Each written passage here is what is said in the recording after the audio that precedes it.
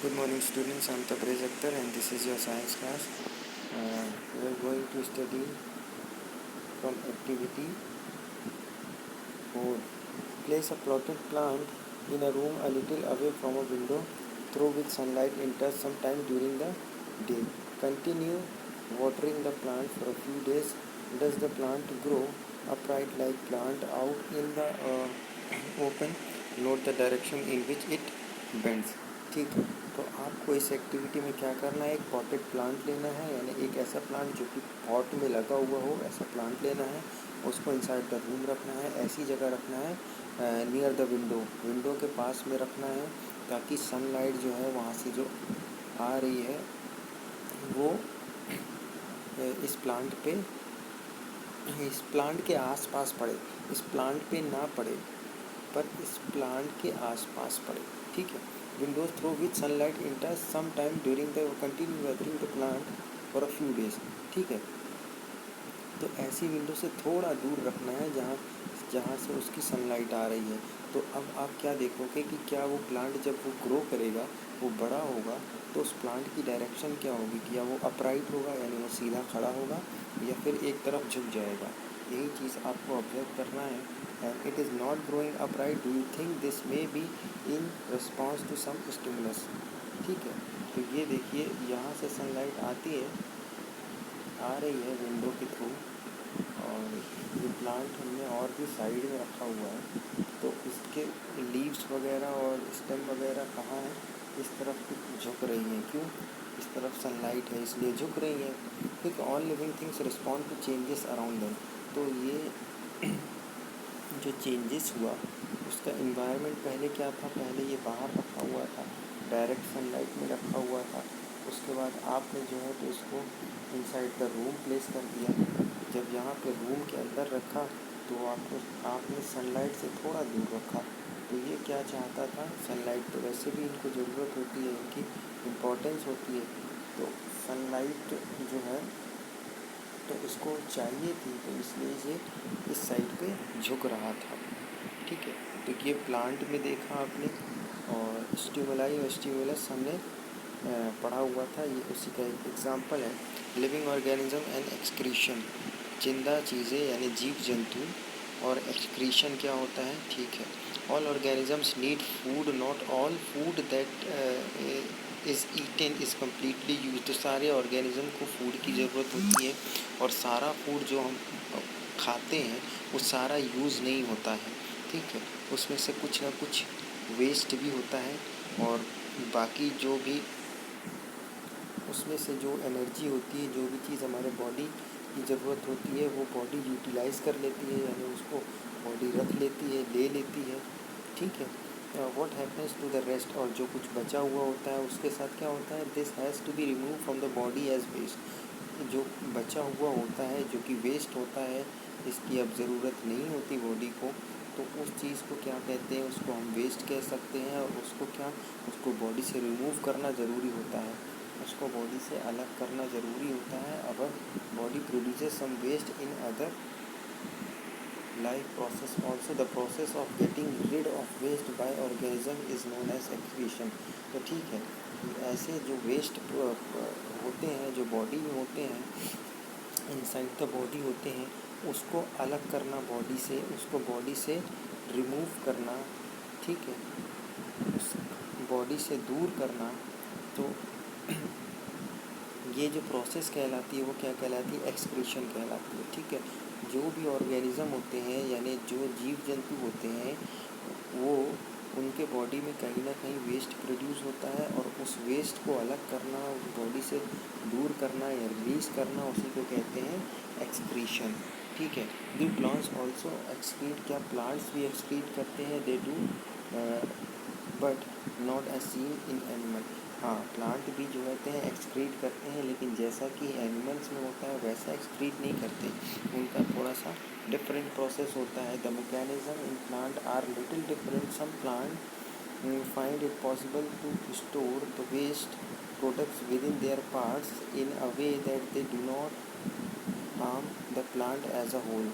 ठीक है, तो कुछ प्लांट ऐसा करते हैं कि कुछ प्लांट अपने बॉडी से वेस्ट प्रोडक्ट निकाल देते हैं, कुछ प्लांट जो है वेस्ट प्रोडक्ट नहीं निकालते हैं, वो अपने बॉडी पार्ट्स में कहीं ना कहीं उस चीज़ को स्टोर कर के रखते हैं with in their parts in a way that they do not harm, और इस टाइप से स्टोर करके रखते हैं ताकि उससे कोई नुकसान ना हो। ठीक है, तो कुछ प्लांट जो है तो वो स्टोर कर लेते हैं वेस्ट प्रोडक्ट को कहीं ना कहीं अपने पार्ट्स में स्टोर कर लेते हैं। Some plants remove waste product as secretion, कुछ प्लांट्स जो हैं वो रिमूव कर देते हैं वेस्ट प्रोडक्ट को। ठीक है, excretion is another characteristic common to all organisms. ठीक है, सारे ऑर्गेनिज्म में एक्सक्रीशन जो होता है वो एक कॉमन कैरेक्टरिस्टिक है। ठीक है, यानी लगभग सब में पाया जाता है। ठीक है, do all organisms reproduce their own kind. ठीक है, अभी ये सारे हमने कैरेक्टरिस्टिक पढ़ रहे हैं, ये सारी चीज़ किसकी, लिविंग की पढ़ रहे हैं, जो जिंदा होती हैं, जो लिविंग होती है उन्हीं में ये सारी चीज़ पाई जाती है। ठीक है, स्टिमुलाई पढ़ा हमने, फिर उसके बाद एक्सक्रीशन पढ़ा यानी वेस्ट प्रोडक्ट को बॉडी से बाहर निकालना, ये पढ़ा। उसके बाद हम रिप्रोड्यूस पढ़ रहे हैं।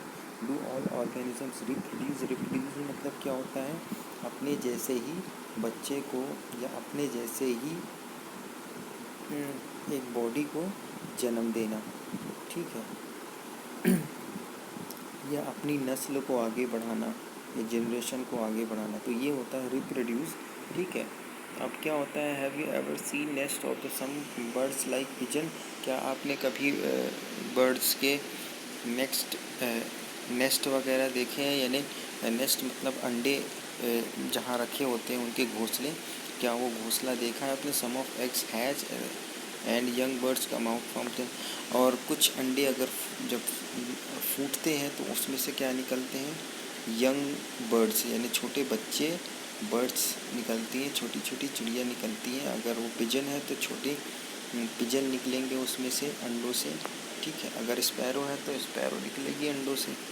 ठीक है, animal reproduce their own kind, the mode of reproduction में be different in different animals, some animals reproduce their young ones through egg, some animals. ठीक है, तो एनिमल्स क्या करते हैं, रिप्रोड्यूस करते हैं यानी जन्म देते हैं। ठीक है, अपने जैसे ही उन बच्चे जन्म देते हैं अपने जैसे, मतलब अब जैसे कि कैट है तो कैट जो है वो कैट को ही जन्म देगी। ठीक है, कैट किसी दूसरे एनिमल को तो जन्म नहीं देगी कि कैट जो है वो किसी गोट को जन्म दे दे। ठीक है, तो अपने जैसे ही बच्चों को जन्म देगी, तो यही कहलाता है रिप्रोड्यूस करना या फिर रिप्रोडक्शन। ठीक है, तो ये इसमें क्या है, डिफरेंट प्रोसेस हो सकती है इसमें।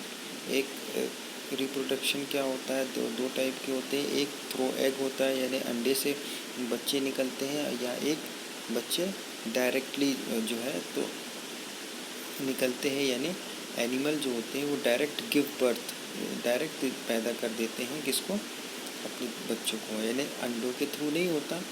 जैसे कि आप कुछ एनिमल्स देखे होंगे, जैसे गोट हो गया, काऊ हो गया, इनके अंडे तो नहीं होते ना, इनके बच्चे होते हैं डायरेक्ट। ठीक है, पर कुछ एनिमल्स हो सकते हैं जिनके अंडे होते हैं, जैसे स्नेक के अंडे होते हैं, अंडे भी होते हैं और स्नेक डायरेक्ट भी होते हैं, कुछ टाइप के स्नेक ऐसे भी होते हैं। और बर्ड्स के होते हैं, आपने देख लिया होगा कि पहले वो अंडे देती हैं फिर उसमें से उनके बच्चे निकलते हैं। Plants also reproduce like animals, plants also different their mode, तो प्लांट्स भी रिप्रोड्यूस करते हैं, उनका मोड अलग होता है रिप्रोडक्शन का। ठीक है, उनका मोड क्या होता है कि वो सीड से प्रोड्यूस होते हैं, सीड्स यानी बीज से वो पैदा होते हैं, और प्लांट फिर से बीज भी पैदा करते हैं और फिर उसी बीज से वो फिर से पैदा होते हैं। तो इस टाइप से बीज यानी सीड से उनका रिप्रोडक्शन होता है। ठीक, ये हमने कुछ एग्जांपल देखे। अब आते हैं नेक्स्ट पेज में।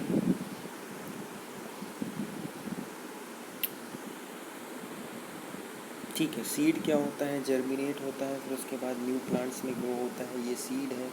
ये आपको अलग अलग स्टेप दिए हुए हैं, अलग अलग टाइम प्रोसेस में दिया हुआ है कि कैसे एक प्लांट ग्रो करता है। ठीक है। तो some plants also reproduce through parts other than seeds. For example, a part of a potato with a bud grows into a new plant. ठीक है। Also reproduce through cuttings. Would you like to grow a plant in this way yourself? तो ठीक है, ऐसे ज़रूरी नहीं है कि सारे ही प्लांट सीड के थ्रू वो जर्मिनेट होते हैं या सीड के थ्रू ग्रो करते हैं।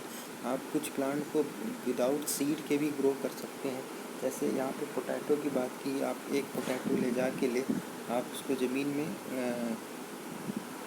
शो कर देंगे, अंदर डाल देंगे, गाड़ देंगे, तो एक प्लांट आपको पोटैटो से भी मिल सकता है। और उसके बाद आपने कभी ये भी देखा होगा, ऑब्ज़र्व किया होगा कि जो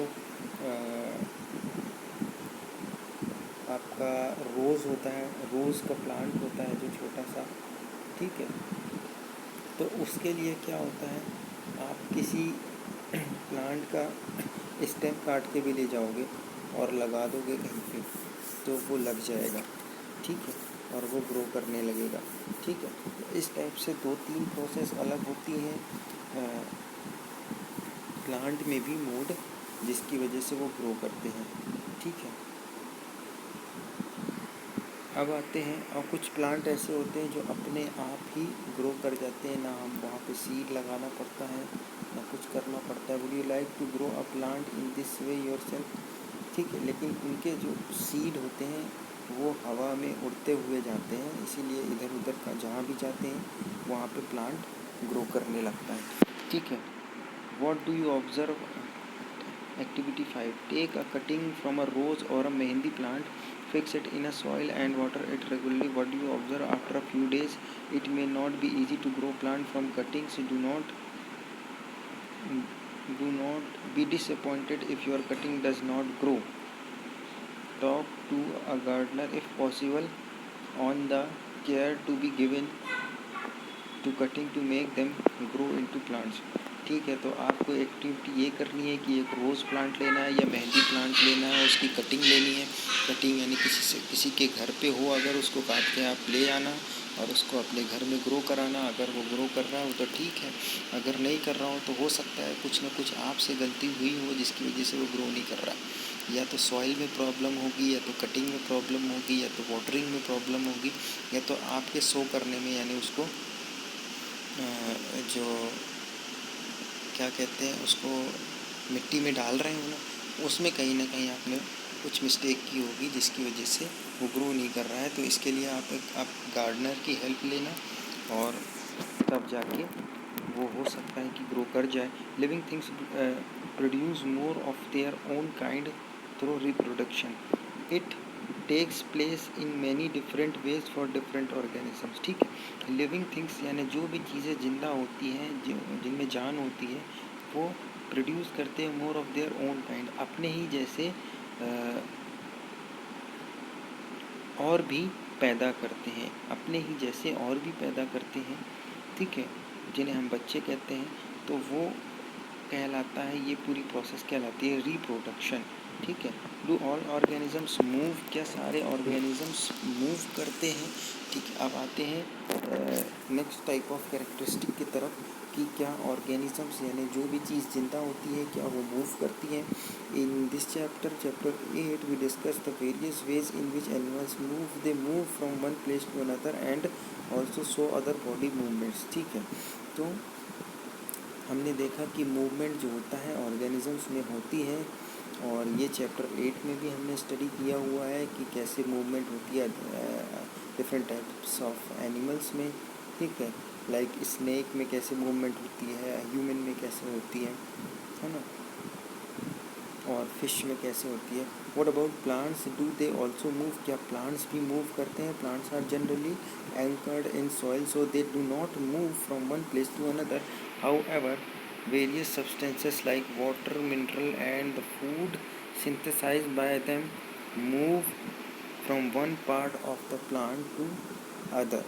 ठीक है, तो प्लांट के बारे में तो हम ये नहीं कहेंगे कि वो मूव करते हैं, लेकिन क्योंकि वो एक जगह एंकर्ड होते हैं, यानी एक जगह गड़े हुए होते हैं, उनकी जड़ें जो हैं बिल्कुल मिट्टी में जकड़ी हुई होती हैं, इस वजह से वो मूव तो नहीं करते। लेकिन ये है कि वो जो मिनरल और जो वाटर जो उनको मिलता है सॉइल से, ठीक है, वो उस चीज़ को वो अपने पूरे बॉडी में मूव करा लेते हैं। प्लांट के अलग अलग डिफरेंट पार्ट्स में वो सारी चीज़ें पहुंच जाती हैं।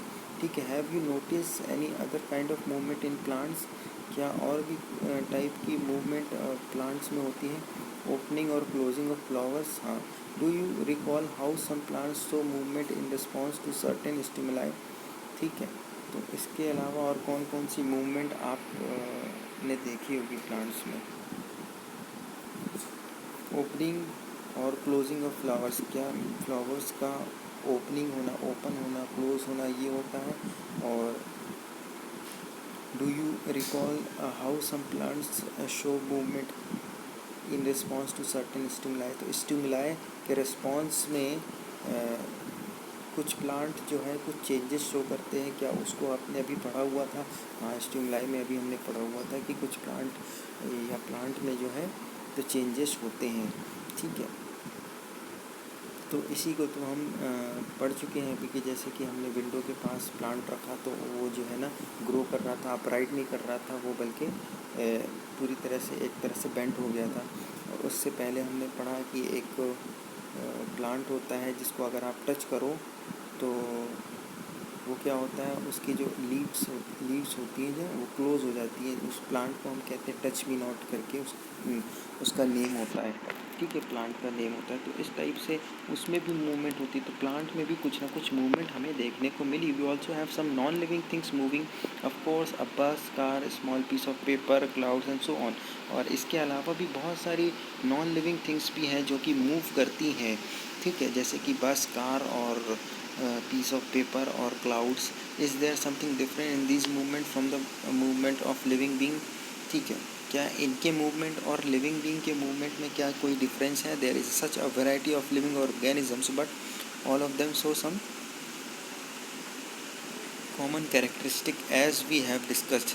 Yet another common characteristic is that living being die because organisms die a particular type of organism। तो ये मैंने बताया कि जो लिविंग बीइंग होती हैं वो एक कैरेक्टरिस्टिक उनमें सारों में सब में कॉमन क्या होती है कि वो मरते हैं। ठीक है, वो पैदा होते हैं तो वो मरते भी हैं। ठीक है, तो of organism can survive other thousand of years only if they reproduce their own kind. ठीक है, अगर वो अपने जैसे ही बच्चे पैदा कर रहे हैं तो उनकी जो जनरेशन है वो चलती जाएगी। अगर वो बच्चे पैदा करने बंद कर देंगे तो उनकी जनरेशन ख़त्म हो जाएगी। अगर एक कैट बच्चे पैदा कर रही है, ठीक है, अगर वो बर्थ दे रही है अपने यंग वन को तो उसकी जनरेशन चलेगी।